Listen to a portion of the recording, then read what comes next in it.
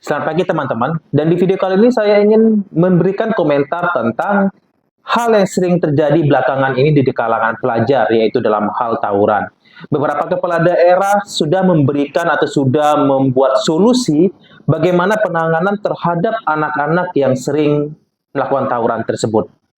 Saya jadi teringat pada tahun 2012 saya pernah pulang dari kantor menggunakan motor dan ketika itu saya melewati segerombolan anak-anak yang berpakaian SMP sedang tawuran. Betapa kaget saya waktu itu karena saya tidak pernah melihat dan tidak pernah menyangka ada anak SMP yang sudah berpikiran untuk tawuran. Kala itu saya lihat anak-anak tersebut menggunakan gear motor yang diikat, terus diputar-putar dan hendak ingin dipukulkan atau dilemparkan gear motor tajam tersebut ke arah lawannya. Teman-teman, kalau kita perhatikan penanganan-penanganan yang dilakukan oleh kepala daerah ini, beberapa menurut saya ada yang bagus, tapi beberapa ada yang ingin saya kritisi, yaitu dalam hal yang melakukan tawuran dianggap kurang beriman dan disuruh untuk berdoa. Teman-teman, kalau kita ingat kembali masa-masa kita sendiri pada saat kita sedang remaja atau SMA, kita dalam hal spiritual, apapun itu agamanya, mungkin kita tidak terlalu mengambil bagian dalam hal spiritual atau kita tidak terlalu memikirkan dalam hal spiritual yang sangat dalam. Tapi pada saat itu kita sedang berpikir secara emosional dalam hal bersosialisasi, yaitu kita dulu merasa takut. Kebanyakan anak-anak remaja merasa takut jika dia itu sendirian, jika dia itu tidak punya teman. Dan hal inilah yang membuat banyak pelaku-pelaku tawuran tersebut, banyak dari mereka yang tidak ingin ikut tawuran sebenarnya. Tapi mereka melakukannya itu karena jika tidak ikut tawuran, maka akan dikucilkan. Bahkan sering juga dari klien-klien yang saya hipnoterapi itu malah mereka itu bisa dibully oleh teman-temannya ataupun seniornya. Dan dia dijauhi oleh komunitas ataupun teman-teman di dalam sekolahnya.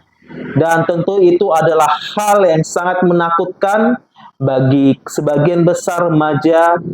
Dan mungkin kita merasakan juga sewaktu kita dulu sangat membutuhkan lingkungan sosial, lingkungan pertemanan saat kita SMA.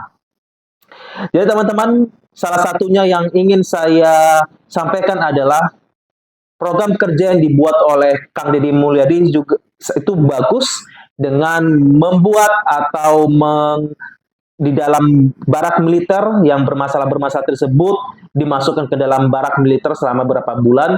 Namun kalau boleh ditambahkan lagi satu hal yang bisa untuk membantu anak-anak tersebut, anak-anak yang bermasalah tersebut bisa menghentikan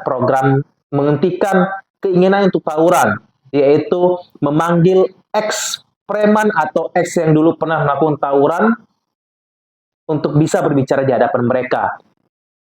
Dengan begitu, dengan mendapatkan gambaran langsung dari yang dulu pernah melakukan tawuran tapi sudah tobat karena tahu bahwa itu hanyalah jauh lebih banyak minusnya dibandingkan dengan positifnya. Bahkan bisa dibilang positif itu hampir sama sekali tidak ada. Selain melakukan tawuran karena perasaan ego, karena perasaan ingin diterima di kelompok atau komunitas, ataupun hal-hal negatif lainnya. Dengan mendatangkan ex narapidana tawuran atau yang pernah melakukan tawuran di depan mereka, harapannya mereka bisa mendapatkan gambaran dari sosok yang bernama figur otoritas. Di dalam hipnoterapi, figur otoritas itu sangat penting, teman-teman, yaitu siapa yang memberikan sugesti, atau siapa yang memberikan saran, siapa yang memberikan nasihat, itu akan menjadi sangat penting sekali.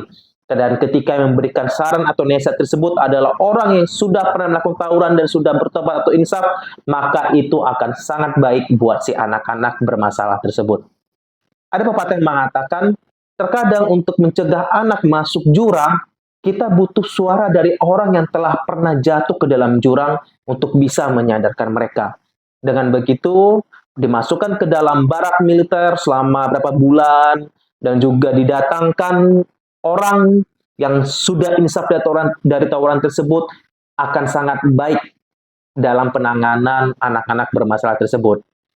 Dan semoga dalam mencapai Indonesia emas, anak-anak bermasalah tersebut bisa segera terselesaikan, dan untuk angkatan-angkatan berikutnya, semoga tidak ada lagi tawuran-tawuran yang bisa merugikan dirinya sendiri ataupun merugikan orang lain.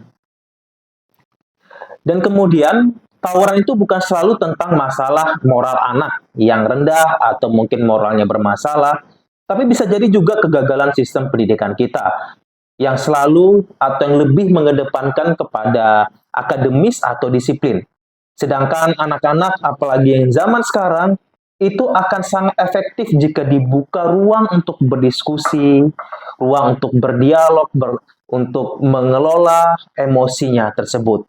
Tentu itu akan lebih efektif dibandingkan dengan tidak boleh, tidak boleh, tidak boleh.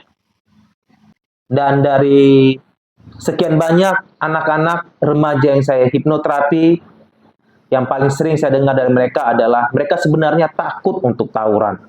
Tapi karena tekanan dari teman-temannya, dari kelompoknya, mereka pun mau tidak mau harus melakukan hal tersebut.